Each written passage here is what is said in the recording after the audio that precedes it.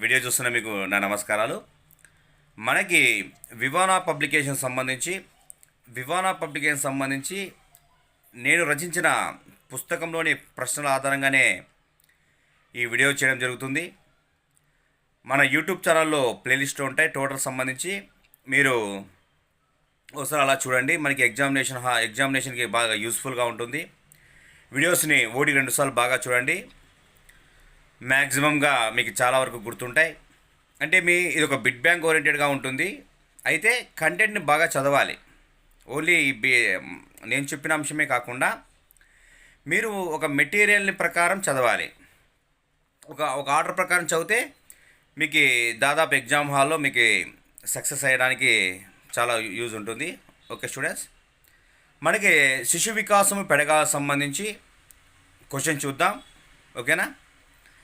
First question, జోక్య సిద్ధాంతం అంట. జోక్య సిద్ధాంతం దేన్ని ప్రస్తావిస్తుంది? 1 వైకర్లనే, సెకండ్ 1 మూర్తిమత్వము, థర్డ్ 1 విస్మృతి, ఫోర్త్ 1 స్మృతి. మనకి 4 ఆప్షన్స్ ఇచ్చాం. దానికి సరైన సమాధానం చూడండి స్టూడెంట్స్. వీడియో పాస్ చేసుకోండి. ఓకే, దీనికి సరైన సమాధానం వచ్చి ఫర్గెటింగ్. విస్మృతి అనేది ఈ యొక్క జోక్య సిద్ధాంతం గురించి ప్రస్తావిస్తుంది. ఇక్కడ జోక్య సిద్ధాంతం అంటే మనం ఏదైనా ఒక విషయం నేర్చుకునేటప్పుడు కంపల్సరిగా విస్మృతి అనేది ఎక్కువ జరుగుతుంది. ఆ విస్మృతి జరగడానికి ప్రధానమైన కారణాలు చాలా ఉన్నాయి. దాంట్లో అకాడమిక్ బేస్డ్గా తీసుకుంటే అవరోధాలు అంటాం. పురోగమన అవరోధము, తిరోగమన అవరోధం అంటాం. తిరోగమన అవరోధం అంటాం. Proactive interference, retro active interference అంటాం.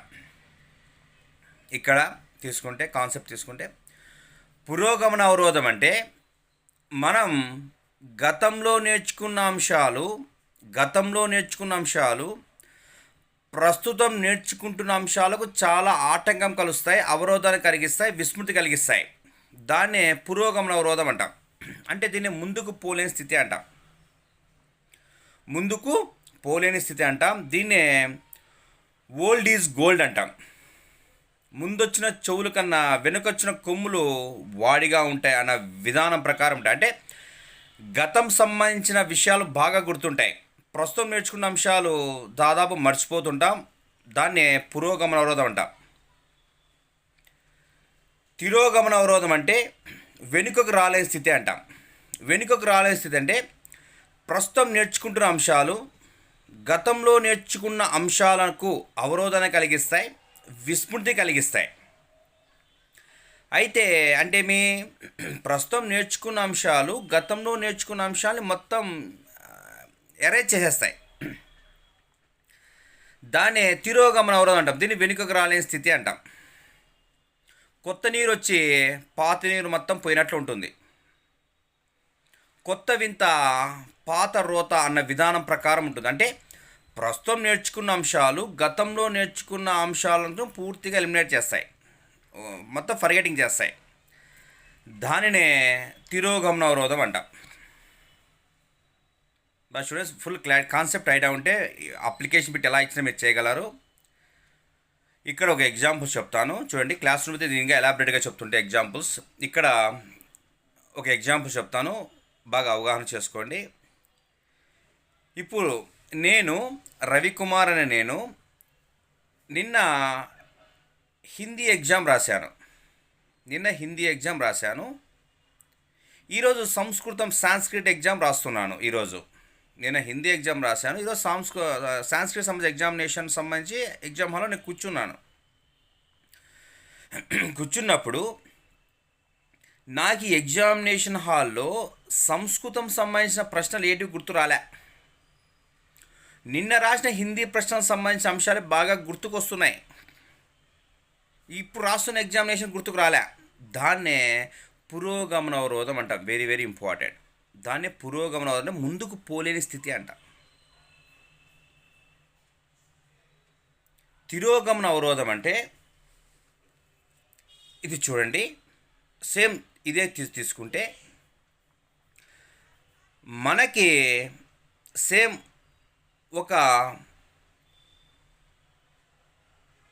ఒక 5 days 10 days తర్వాత మళ్ళీ ఎగ్జామినేషన్ జరిగింది. జరిగిన తర్వాత సోషల్ ఎగ్జామ్ కండక్ట్ చేశారు. నేను మొదటగా వెరీ నేను మొదటగా ఫస్ట్ వరల్డ్ వార్ గురించి చదివాను.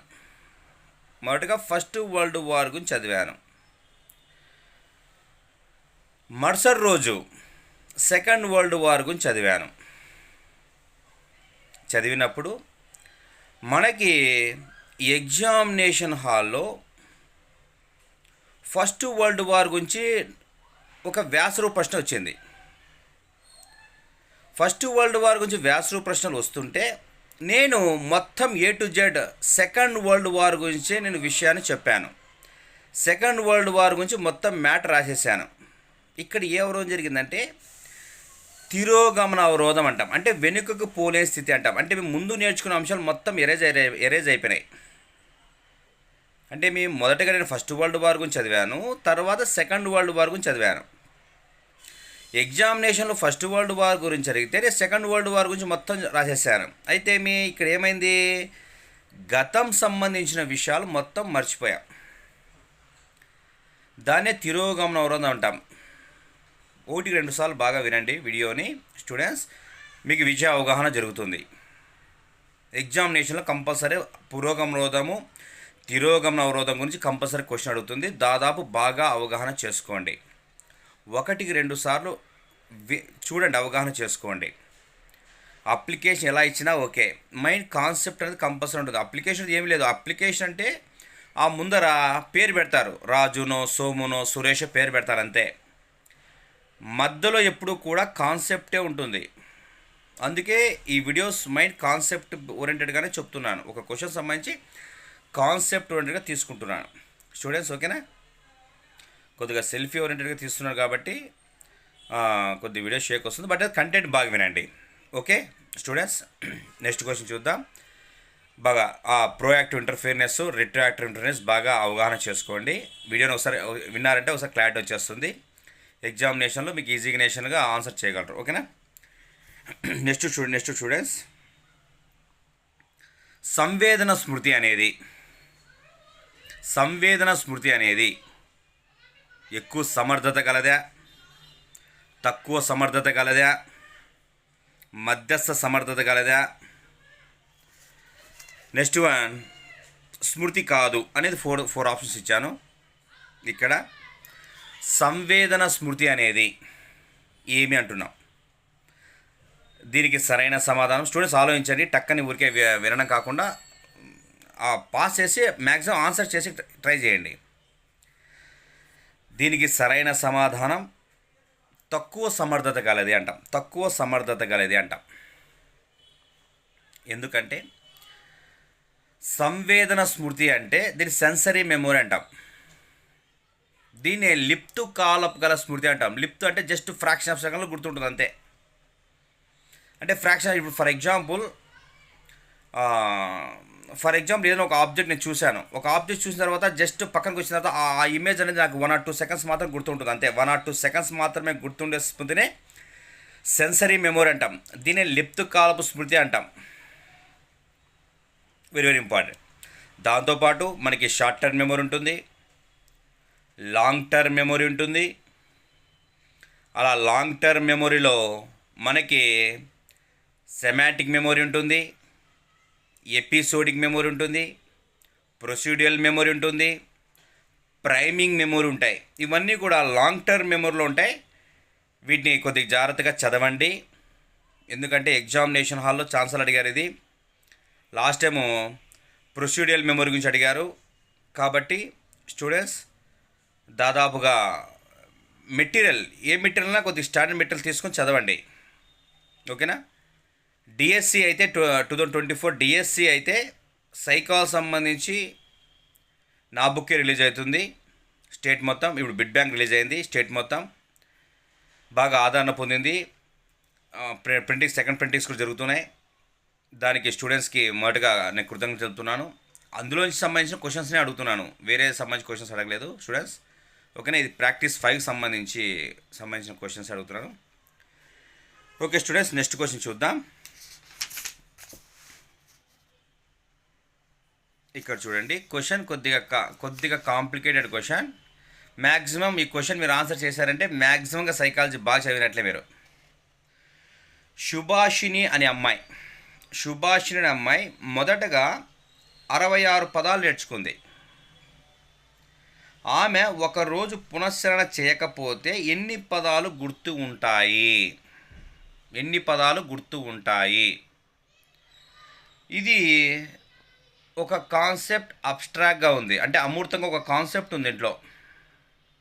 స్టూడెంట్ ఫోన్ చేశారు, సార్ ఇది ఏం సార్, ఇది మాకు క్వశ్చన్ అర్థం కాలే, అది కొంచెం చదివినాను కానీ ఇదేంది ఒక రోజులో ఎంత అంటే మ్యాక్సిమంగా ఇది బాగా చదవడానికి ఈజీనే, అయితే కొద్దిగా చూసుకోవాలి. దీనికి సరైన సమాధానం చూడండి, ఇలా ఎలా క్యాలిక్యులేట్ చేయాలనేది. న్యూ స్టూడెంట్స్ చూడండి, మ్యాక్సిమంగా దీనికి సరైన సమాధానం సెకండ్ వన్, అంటే 43.56. జనరల్గా పాయింట్స్ రాదు, ఒక నెంబర్ డిజిట్ ఇస్తారు. ఇక్కడ పాయింట్ వైజ్ క్యాలిక్యులేషన్ ప్రకారం పాయింట్ వైజ్ వచ్చింది. ఓకే, 43.56 అనేది దీనికి కరెక్ట్ ఆన్సర్. దీన్ని ఎలా చేస్తామంటే క్వశ్చన్ సంబంధించి ఈజీ. మనకి అబ్స్ట్రాక్ట్లో ఒక కాన్సెప్ట్ అని చెప్పాను. అబ్స్ట్రాక్ట్లో ఉన్న కాన్సెప్ట్ ఏమంటే ఎబ్బింగాస్ సంబంధించి మనకి ఫర్గెటింగ్ సంబంధించి ఒక టేబుల్ ఉంది. అంటే మనకి ఎగ్జామినేషన్ హాల్లో మనకు ఒక టేబుల్ గుర్తుండాలి. అంటే మీ దాదాపు ఫెమిలియర్దే. ఏదైనా ఒక అంశం నేర్చుకున్న తర్వాత 20 నిమిషాలు మనం రిహార్సల్ చేయకపోతే 47% మనం మర్చిపోతాం. 50 నిమిషాలు మనం రీకాల్ చేయకపోతే 50% మనం మర్చిపోతాం. అదే వన్ డే అనేది కరెక్ట్. వన్ డే అనేది మనం రీకాల్ చేయకపోతే 66% మనం మర్చిపోతాం. ఆ టేబుల్ మనకు ఐడియా ఉండాలి. ఒక రోజుకి 66% మనం మర్చిపోతాం కదా, అకార్డింగ్ టు ఎబ్బింగాస్ ప్రకారం అనే వస్తే మనం లెక్క చేయొచ్చు దాన్ని.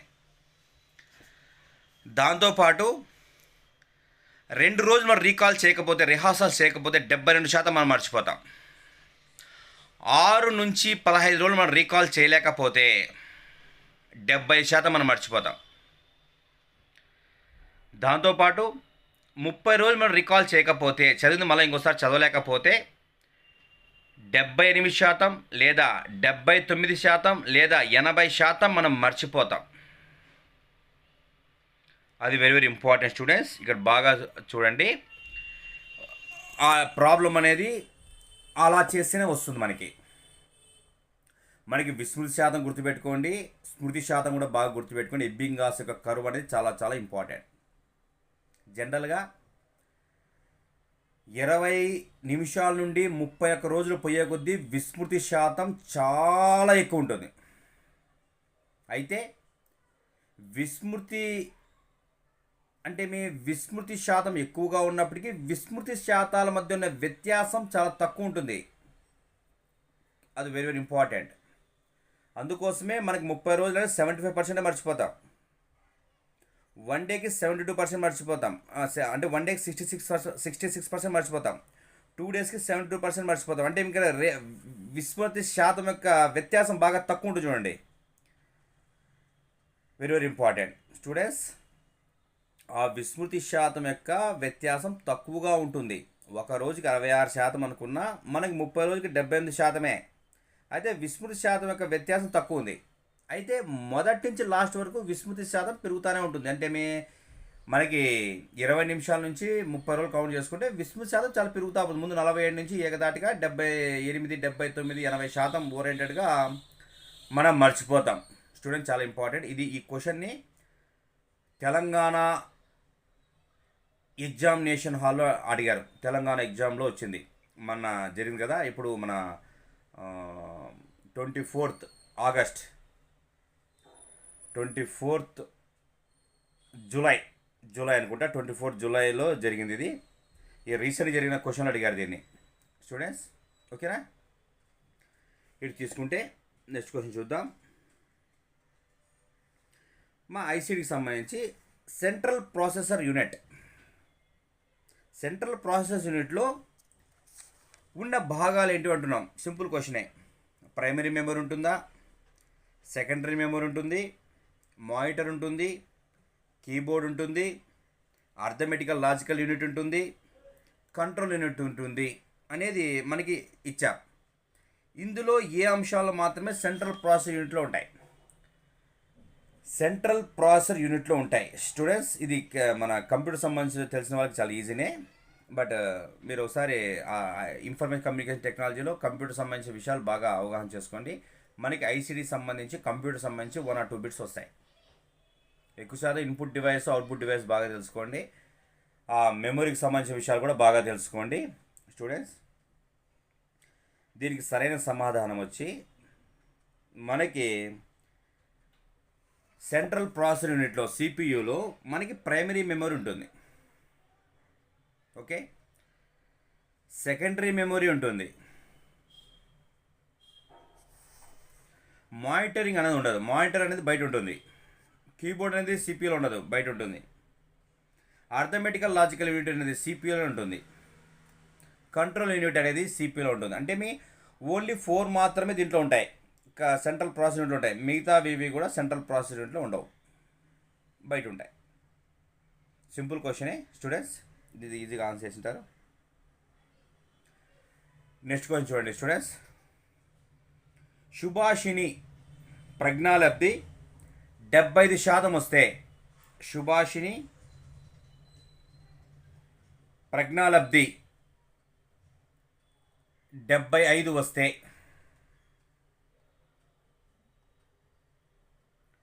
ఆమెను ఏమని సంబోధించాం? క్వశ్చన్ తీసుకుంటే సింపుల్ క్వశ్చన్ స్టూడెంట్స్. శుభాషిణి ప్రజ్ఞాలబ్ధి 70 తీసుకుంటే ఆమెను ఏమని సంబోధిస్తాం? ప్రజ్ఞావంతులు, విద్యాస్థాయి గల బుద్ధిమాంద్యత, నిదాన అభ్యసకులు, మూడులు అంటాం. మనకి క్వశ్చన్ ఎక్కడ వస్తుందంటే ప్రజ్ఞాలబ్ధి వైయక్తిక భేదాలు వస్తుంది స్టూడెంట్స్. ఓకేనా? దీనికి సరైన సమాధానం బాగా ఆలోచించండి స్టూడెంట్స్. ఓకే, దీనికి సరైన సమాధానం కంటే ముందు ఒక కాన్సెప్ట్ చూడండి. మీకు ఆన్సర్ దాంట్లోనే మీకు అర్థమవుతుంది. జనరల్గా బినే, స్టెర్ను, టర్మన్ ముగ్గురు మీకు బాగా తెలిసిన వ్యక్తులే వీళ్ళు. బినే, స్టెర్ను, టర్మన్. బినే అనే పర్సను ఫ్రాన్స్ దేశం ఒక శాస్త్రజ్ఞుడు ఏం చెప్పారంటే, శారీరక వయసుతో పాటు మానసిక వయసు అనే భావాన్ని మొట్టమొదటిగా ప్రవేశపెట్టిన వ్యక్తి మనకి బినేనే. Very very important. Father of the intelligent test అంట. ప్రజ్ఞా పరీక్షలకు నాంది పలికిన వ్యక్తి ఇతనే, బినేనే. ఈ శారీరక వయసు అంటే మీ శారీరక వయసు మానసిక వయసు భావన కనిపెట్టిన తర్వాత స్టెర్న్, మా బినే, స్టెర్ను, టర్మన్ ముగ్గురు ఫ్రెండ్స్, మా బాగా క్లోజ్ ఫ్రెండ్స్. స్టెర్న్ అనే వ్యక్తి ఏం చెప్పాడంటే ఒక ప్రజ్ఞాలబ్ధిని రూపొందించాడు, అంటే ఇంటెలిజెంట్ కోషన్ రూపొందించాడు. MA/CA × 100 అంటాం. Mental age by chronological age × 100. మానసిక వయసు బై శారీరక వయసు × 100 అని ఒక ఇంటెలిజెంట్ కోషన్ రూపొందించాడు. Okay, MA/CA × 100. CA అంటే క్రోనలాజికల్ ఏజ్ అంట. ఓకే, ఇక్కడ అదే స్టెర్న్ కనుక్కున్నాడు. అయితే టర్మన్ అనే వ్యక్తి ఏం చేశాడంటే వాళ్ళ ఫ్రెండ్ నార్మల్ ప్రాబబిలిటీ కర్వ్, సామాన్య సంభావ్యత వక్రరేఖ ప్రకారం ఒక కర్వ్ను రూపొందించాడు. ఇది గంట తిరిగేసిన గంట ఆకారం ప్రకారం ఉంటుంది. ఒక గంట ఆకారం ప్రకారం ఉంటుంది నార్మల్ ప్రాబబిలిటీ కర్వ్ అంట. ఒక వ్యక్తికి సంబంధించిన ప్రజ్ఞాలబ్ధిని ఆధారంగా ఆ వ్యక్తిని ఏమని సంబోధించాలి అనే విషయాన్ని వర్గీకరించాడు టర్మన్. ఇతను చెప్పిన ప్రాసెస్ ఏమంటే, ఈ టేబుల్ చాలా చాలా ఇంపార్టెంట్ స్టూడెంట్స్. ఓకేనా? మనకి ఈ టేబుల్ చాలా చాలా ఇంపార్టెంట్. ఫస్ట్ వచ్చి ఎవరికైతే ఐక్యూ అనేది 20 కంటే తక్కువగా ఉంటుందో, ఎవరికైతే ఇంటెలిజెంట్ కోషన్ 20 కంటే తక్కువగా ఉంటుందో వారిని మూడులు అంటాం. వీటినే ఈడియట్స్ అంటాం. వీళ్ళనే ప్రొఫౌండ్ మెంటలీ రిటార్డేషన్ అంటాం. వీళ్ళనే అత్యధిక బుద్ధిమాంద్యత గల పిల్లలు అంటాం. వీటినే సంరక్షణ స్థాయి గల బుద్ధిమాంద్యత అంటాం. వీరినే కస్టోడియల్స్ అంటాం. వీరినే డౌన్ సిండ్రోమ్ గల పిల్లలు అంటాం. వీళ్ళనే టర్నర్ సిండ్రోమ్ గల పిల్లలు అంటాం. అంటే వీళ్ళకి ఐక్యూ 20 కంటే తక్కువ ఉంటుంది. స్టూడెంట్స్ రాసుకోండి, వెరీ వెరీ ఇంపార్టెంట్ టేబుల్ ఇది. ఓకే, 1-2 సార్లు మళ్ళీ రిపీట్గా వినండి వీడియోని. ఓకే, అలా 20 నుంచి 50% ఐక్యూ ఎవరికైతే ఉంటుందో వాళ్ళని బుద్ధిహీనులు అంటాం. బుద్ధిహీనులు అంటాం. వీళ్ళని టీఎంఆర్ అంటాం, అంటే ట్రైనబుల్ మెంటలీ రిటార్డేషన్ అంటాం. శిక్షణా స్థాయి గల బుద్ధిమాంద్యత అంటాం వీళ్ళని. వీళ్ళనే సివియర్ అండ్ మీడరేట్ మెంటల్ రిటార్డేషన్ అంటాం. Severe and moderate mental retardation అంటాం. అంటే తీవ్రమైన మరియు కొద్దిపాటి బుద్ధిమాంద్యం గల వ్యక్తులు అంటాం. ఇది రెండో వర్గం వాళ్ళు, బుద్ధిహీనులు అంటాం. జనరల్గా ఈ మూడులని, ఈ బుద్ధిహీనుల్ని చదువు అబ్బని పిల్లలు అంటాం. వీళ్ళకి చదువు చెప్పలేం. వీళ్ళకి స్పెషల్ నీడ్ చిల్డ్రన్ సంబంధించి, స్పెషల్ ట్రైనింగ్ సంబంధించి డైట్ బియర్ చేసిన టీచర్స్ వీళ్ళకి పాఠాలు చెప్తారు. వీళ్ళు మన క్లాస్ రూమ్లో వీళ్ళు ఉండరు స్టూడెంట్స్. ఓకేనా, వీళ్ళు మన క్లాస్ రూమ్లో ఉండరు. వీళ్ళకి స్పెషల్గా ఉంటారు ట్రైనర్స్. ఎవరికైతే 50 to 70 ఐక్యూ ఉంటుందో వాళ్ళని అల్పబుద్ధులు అంటాం. అల్పబుద్ధులు అంటాం. ఇక్కడ క్వశ్చన్ ఫామ్ ఏంటంటే అల్పబుద్ధులు అంటాం. క్వశ్చన్ ఫామ్ చూసుకోండి. అల్పబుద్ధులు అంటాం. అంటే మీ ఇంకా 50 to 70 ఉన్నారు, వీళ్ళు అల్పబుద్ధులు అంటాం. వీళ్ళనే ఈఎంఆర్ అంటాం, ఎడ్యుకేటబుల్ మెంటల్ రిటార్డేషన్ అంటాం. ఎడ్యుకేటబుల్ మెంటల్ రిటార్డేషన్ అంటాం. అంటే విద్యాస్థాయి గల బుద్ధిమాంద్యత అంటాం వీళ్ళని. వీళ్ళకి చదువు చెప్పవచ్చు బట్ డల్గా ఉంటారు. వీళ్ళు జనరల్గా అంకెల్ని సంఖ్యల్ని మ్యాక్సిమంగా 4వ తరగతి 5వ తరగతి అప్పుడు గుర్తుపడతారు. వీళ్ళు కొద్దిగా డల్లర్గా ఉంటారు. అంటే వీళ్ళు చదువుకుంటారు కానీ చాలా నెమ్మదిగా, అంటే విషయాలను చాలా త్వరగా గ్రాప్స్ చేసుకోలేరు. స్లోగా నేర్చుకుంటారు. వీళ్ళకి అచ్చులు హల్లులు నేర్చుకుంటే 5వ తరగతి వస్తుంది, ఆ అంశాలు నేర్చుకుంటారు. వీళ్ళు అల్పబుద్ధులు అంటాం. ఈఎంఆర్ అంటాం, ఎడ్యుకేటబుల్ మెంటల్ రిటార్డేషన్. దీన్ని స్వల్పకాలిక బుద్ధిమాంద్యత అంటాం. స్వల్పంగా ఉంటుంది, కొద్దిగా బుద్ధిమాంద్యం ఉంటుంది అంతే. ఎవరికైతే 70 to 90 ఉంటుందో ఈ సుభాష్ అనే పర్సన్ వస్తారు.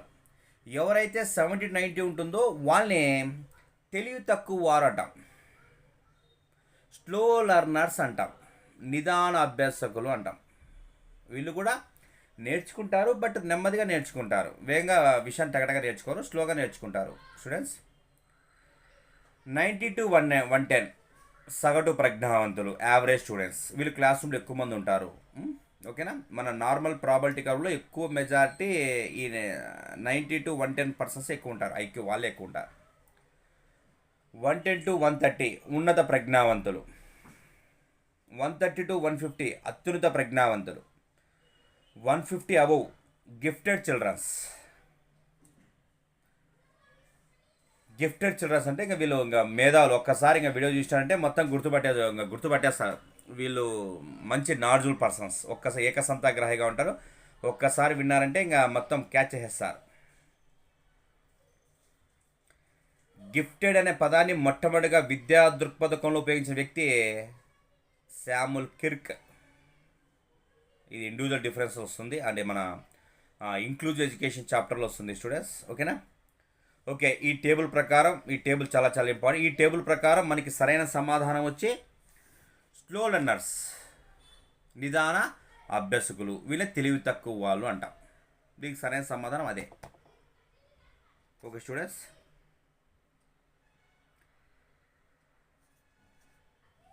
నెక్స్ట్ చూద్దాం స్టూడెంట్స్. ఇది పర్సనాలిటీ సంబంధించిన చాప్టర్. ఇడ్ లక్షణం కానిది. ఇడ్ లక్షణం కానిది. ఇడ్ అంటే అచిత్ అంటాం, దాదాపు ఇంగ్లీష్లో నేర్చుకోండి ఇడ్ అంటాం. ఇడ్డు, ఇగో, సూపర్ ఇగో, దీన్ని ఇంగ్లీష్లో నేర్చేసుకోండి మేలు.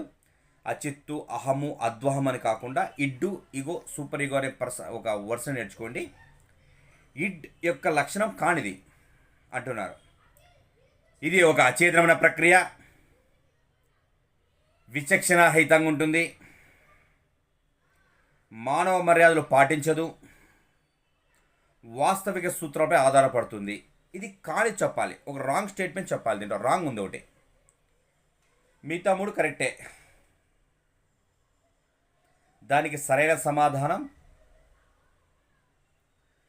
ఇది వాస్తవిక సూత్రాల మీద ఆధారపడుతుంటున్నాం కదా, అది కాదు, అది రాంగ్. ఇది వాస్తవిక సూత్రాల మీద ఆధారపడదు, ఇది ఆనంద సూత్రాల మీద ఆధారపడుతుంది. వాస్తవిక సూత్రం మీద ఆధారపడేది ఏంటంటే ఇగో. ఇగో అనేది వాస్తవిక సూత్రం ఆధారపడుతుంది. దాని కింద సంబంధించి మిగతా క్వశ్చన్స్ అని అహం గురించి, అద్వం గురించి ఇచ్చాను స్టూడెంట్స్, మన పుస్తకంలో ఉంటాయి. ఓకేనా. ఇక్కడ ఇడ్డు, ఇగో, సూపర్ ఇగో అంటాం. ఇడ్డు అనేది భయంకరమైన జంతు లక్షణాలు కలిగి ఉంటుంది. ఇడ్ అనేది భయంకరమైన జంతు లక్షణాలు కలిగి ఉంటుంది. యుగో అనేది మానవ లక్షణాలు కలిగి ఉంటుంది. అద్వహం, సూపర్ యుగో అనేది మనకి దైవ లక్షణాలు కలిగి ఉంటుంది. ఇడ్ అనేది మనకి ఆనంద సూత్రాల మీద, ఇగో అనేది వాస్తవిక సూత్రాల మీద, సూపర్ ఇగో అనేది ఆదర్శ సూత్రాల మీద ఆధారపడుతుంది. దీనికి సంబంధించి ఒక వీడియో ఉంది, హై క్లారిటీ సంబంధించి మొత్తం ఎక్స్ప్లెనేషన్ ఒక వీడియో ఉంది. ఆ వీడియోని యూట్యూబ్లో పెడతాను స్టూడెంట్స్. ఓకే, దాని ఒకసారి చూడండి. దాని లక్షణాలు మన సిగ్మండ్ ఫ్రాయిడ్ మనోవిశ్లేషణ సిద్ధాంతంలో వచ్చిన స్టేట్మెంట్. మూర్తిమత్వ నిర్మాణము, మూర్తిమత్వ గతిశీలత, మనోలైంగిక దశలు అంటాయి. మనోలైంగిక దశలు వెరీ వెరీ వెరీ ఇంపార్టెంట్. మౌఖిక దశ, ఆసన దశ, శిష్ణ దశ, గుప్త దశ, జననాంగాల దశ అంటే ఆ యొక్క ఆర్డర్ వెరీ వెరీ ఇంపార్టెంట్. బాగా చూడండి, అకాడమీస్లో చదవండి లేక మెటీరియల్లోనే చదవండి స్టూడెంట్స్, వెరీ వెరీ ఇంపార్టెంట్. మనో విశ్లేషణ సిద్ధాంతంలో వస్తుంది అది, ఇడ్డు, ఇగో, సూపర్ ఇగో సంబంధించి. దాంతోపాటు కాన్షియస్, సబ్ కాన్షియస్, అన్కాన్షియస్ అనే అంశాలు కూడా వస్తాయి. దాంతో చెప్పినప్పుడు మౌఖిక దశ, ఆసన దశ, శిష్ణ దశ, గుప్త దశ, జననాంగాల దశ అనే అంశాలు మన Sigmund Freud interpretation of dreams పుస్తక రచయిత ఆ యొక్క సిద్ధాంతాలు వస్తాయి. మూడవ సిద్ధాంతాలు వస్తాయి స్టూడెంట్స్. ఈ కొద్దిగా బాగా నేర్చుకోండి. ఓకేనా. ఇక్కడ చూడండి, అభ్యాసం సంబంధించిన అంశము. కుర్లపల్లి పాఠశాలలో మధ్యాహ్న భోజన పథకం సంబంధించి పెట్టేటప్పుడు చుట్టూ ఎక్కువ కోతులు వచ్చేటివి. ఆ కోతులు వచ్చేటప్పుడు ఆ పిల్లలకు సంబంధించిన భోజనం చేసేటప్పుడు అవి వచ్చి కొద్ది ఇబ్బంది కలిగి ఆహారం తీసుకెళ్ళేటివి అని క్వశ్చన్ నేను కొద్దిగా ఎక్స్ప్లెయిన్ చేస్తున్నాను. అక్కడ హెచ్ఎంఎన్ నేనేం చేశానంటే ఒక పులి బొమ్మను తీసుకొని పెట్టాను. అప్పటి నుంచి జనరల్గా ఆ కోతులు రావడం అక్కడ మానేశాయి. తన సహజ ప్రవృత్తిని కోల్పోయే విధంగా, అంటే సహజ సంబంధించి కోల్పోయే విధంగా నేను ఒక బొమ్మ తీసి పెట్టాను, రాలేదు. ఇది ఏ రకమైన కండిషన్ అంటాం, ఇది ఏ రకమైన పునర్భరణం అంటాం. ఆప్షన్స్లో పాజిటివా, నెగిటివా, సెటన్ భర్న, నల్లా అనేది మనకి 4 ఆప్షన్స్ ఇచ్చాను స్టూడెంట్స్, బాగా గుర్తుపెట్టుకోండి. ఇది మనకి అభ్యసన సిద్ధాంతాలు వస్తుంది ఈ యొక్క కాన్సెప్ట్. ఏదైనా సంబంధించి వెరీ వెరీ ఇంపార్టెంట్, ఏదైనా సంబంధించి మనుషులకు కానీ జంతువులకు కానీ తన ప్రవృత్తిని డెవలప్మెంట్ చేసే విధంగా, తన ప్రవర్తన అభివృద్ధి చేసే విధంగా చేస్తే దాన్ని పాజిటివ్ కండిషన్ అంటాం.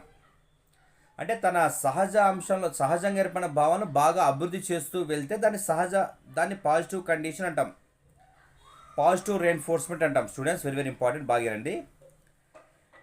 నెగటివ్ రీఎన్ఫోర్స్మెంట్ అంటే ఏదైనా ఒక అంశానికి సంబంధించి ఒక వ్యక్తికి కానీ ఒక జంతువుకి కానీ సహజ ప్రవృత్తిని దెబ్బతీసే విధంగా చేస్తే దాని నెగటివ్ కండిషన్ అంటాం. ఎగ్జాంపుల్ చూడండి, బొద్దింక అనేది ఒక నిశాచర జీవి. బొద్దింక అనేది రాత్రిపూట మాత్రమే సంచరించే ఒక నిశాచర జీవి. ఓకేనా? ఆ బొద్దింక ఎప్పుడైతే రాత్రి వస్తూ ఉన్నప్పుడు, అది ఎప్పుడైతే బొరియ నుంచి బయటకు వస్తున్నప్పుడు నేనేం చేస్తున్నా అంటే ఒక ఎలక్ట్రికల్ షాక్ ట్రీట్మెంట్ నేను ఇస్తున్నా. ఎప్పుడైతే నైట్ బయటకు వస్తుందో నేను ఎలక్ట్రికల్ షాక్ ట్రీట్మెంట్ ఇస్తున్నా. ఎప్పుడైతే బయటకు వస్తుందో ఎలక్ట్రికల్ షాక్ ట్రీట్మెంట్ ఇస్తున్నా. అంటే ఎప్పుడైతే నేను అంటే మీ కరెంట్ షాక్ ట్రీట్మెంట్ ఇస్తున్నానో ఆ బుద్ధికి ఏం చేసిందంటే తన సహజ ప్రవృత్తి, సహజంగా వచ్చే లక్షణం, అంటే మీ రాత్రిపూట సంచరించే లక్షణం అనేది ఆపేసింది, ఇంక రాలే. అంటే తన సహజంగా వచ్చే ప్రవృత్తిని నేను ఎలక్ట్రికల్ షాక్ ట్రీట్మెంట్ ఇవ్వడం వల్ల అది తను కోల్పోయింది. ఇక్కడ ఎలక్ట్రికల్ షాక్ అనేది నెగిటివ్ కండిషన్. మీకు అర్థమైంది? Negative condition. మరో ఎగ్జాంపుల్ చెప్తానండి. ఒక ఒక స్టూడెంట్ నేను అడిగే ప్రతి క్వశ్చన్కి సమాధానం చెప్తుంది. ఆమె సహజంగా ఆమె లక్షణం ప్రకారం బాగా చెప్పడము, ఉపాధ్యాయుడు చెప్పిన ప్రతి ప్రశ్నకు సమాధానం చెప్పడం ఆమె లక్షణం. అయితే ఆమె చెప్తున్న ప్రతిసారి నేను ఆమె బెత్తంతో కొడుతున్నా. ఆ స్టూడెంట్ని నేను బెత్తంతో కొడుతున్నా. నేను అడుగుతున్న ప్రశ్నని ఆమె సమాధానం చెప్తుంటే బెత్తంతో కొడుతున్నా. ఆమె బాధపడేదిగా బెత్తంతో కొడుతున్నా. అలా కంటిన్యూషన్గా చేయడం వల్ల ఆమె నేను అడిగిన ప్రశ్న సమాధానం చెప్పడం ఆపేసింది.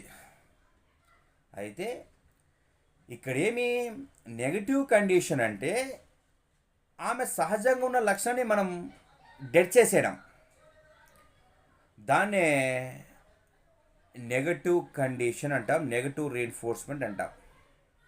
దీని ప్రకారమే జనరల్గా సర్కస్లో ఏనుగుని ఏం చేస్తారు, చిన్న తాడు కట్టేసింటారు. జనరల్గా దాని బలం ముందు ఆ తాడు అనేది చాలా బలహీనమైనది, అయినా కూడా ఒక నెగటివ్ కండిషన్ ద్వారా అంత పెద్ద బలమైన ఏనుగును ఒక చిన్న తాడుతో కట్టేసింటారు. అంటే ఒక జంతువుకు సంబంధించిన సహజ లక్షణాలకు సంబంధించి కోల్పోయే విధంగా చేస్తే దాన్ని నెగిటివ్ కండిషన్ అంటారు. Students, very very important. 1-2 సార్లు మీరు వినండి స్టూడెంట్స్, ఓకేనా? మ్యాక్సిమం వీడియోని మీ ఫ్రెండ్స్కి షేర్ చేయండి స్టూడెంట్స్, ఎందుకంటే నాలెడ్జ్ అనేది వెళ్ళాలి. అంటే మీ ఇన్ఫర్మేషన్ అనేది వెళ్తే వాళ్ళు కూడా కొద్ది విషయ అవగాహన చేసుకుంటారు స్టూడెంట్స్, ఓకేనా? షేర్ చేయండి. మనము చదువుదాం, పక్క వాళ్ళు కూడా మనం చదివిద్దాం. ఓకే స్టూడెంట్స్, ఇక్కడ తీసుకుంటే ఓకే, ఇక్కడ సంబంధించి ఓకే లాస్ట్ క్వశ్చన్ చూద్దాం. ఎందుకంటే వీడియో కూడా ఎడిటింగ్ చేయడం కొద్దిగా ఇబ్బంది అవుతుంది, ఎందుకంటే ఆ ఎడిటింగ్ తీసుకోవడం కష్టం అనిపిస్తుంది. ఓకేనా? ఇప్పటికి ఓకే. ఇక్కడ తీసుకుంటే ఊహించడం, ప్రాగుక్తించడం. ఊహించడము, ప్రాగుక్తించడం అనేది ఏ లక్షణం అంటాం? ఒక విద్యార్థికి సంబంధించి ఊహించడము, ప్రాగుక్తించడం ఏ లక్షణం అంటాం? 1 ప్రజ్ఞ, సెకండ్ 1 వైఖరి, థర్డ్ 1 సహజ సామర్థ్యాలు, ఫోర్త్ 1 అభిరుచి. దీనికి సరైన సమాధానం వచ్చి సహజ సామర్థ్యాలు, యాప్టిట్యూడ్స్ అంటాం. ఇంటెలిజెన్స్ అంటే ప్రజ్ఞ, యాప్టిట్యూడ్స్ అంటే సహజ సామర్థ్యాలు, యాటిట్యూడ్ అంటే వైఖరి. ఎగ్జామినేషన్ బాగా గుర్తుపెట్టుకోండి students. డిఏటిబి differential aptitude test battery అంటాం. పొరపాటు యాటిట్యూడ్ అంటే మళ్ళీ టక్కన ఆన్సర్ పెట్టారు. యాటిట్యూడ్ అంటే వైఖరి, యాప్టిట్యూడ్స్ అంటే సహజ సామర్థ్యాలు. ఈ రెండు వేరు స్టూడెంట్స్, ఓకేనా? ఇక్కడ ఊహించడము, ప్రాగుక్తించడం అంటే అంచనా వేయడం అనేది రెండు కూడా సహజ సామర్థ్యాలను భావాలే. ఇక్కడ తీసుకుంటే ఒక వ్యక్తిలో ఉన్న సాధారణ మానసిక సామర్థ్యాన్ని, ఒక వ్యక్తిలో ఉన్న సాధారణ మానసిక సామర్థ్యాన్ని ప్రజ్ఞ అంటే, ఒక వ్యక్తిలోని ప్రత్యేకమైన సామర్థ్యాన్ని, ప్రాగుక్తించే సామర్థ్యాన్ని, అంచనా వేసే సామర్థ్యాన్ని సహజ సామర్థ్యాలు అంటాం.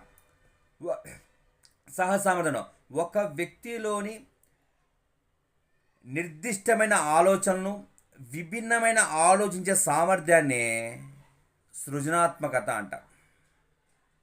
Very very important. ప్రజ్ఞ,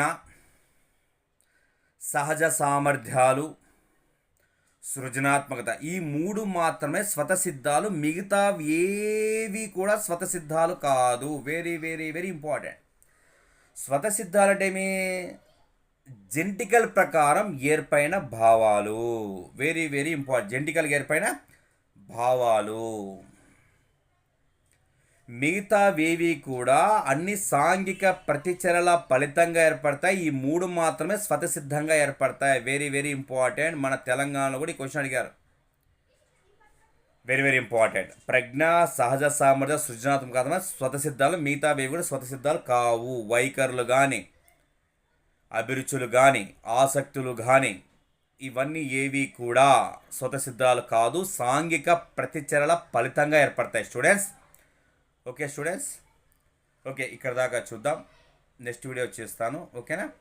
ఇక్కడ దాకా మీరు మ్యాక్సిమం నోట్స్ రాసుకోండి. ఇంకోసారి రిపీట్ చేసుకోండి. మీకు మ్యాక్సిమంగా కొన్ని క్వశ్చన్స్ అవగాహన అవుతాయి స్టూడెంట్స్. ఓకేనా? Have a nice day. All the best.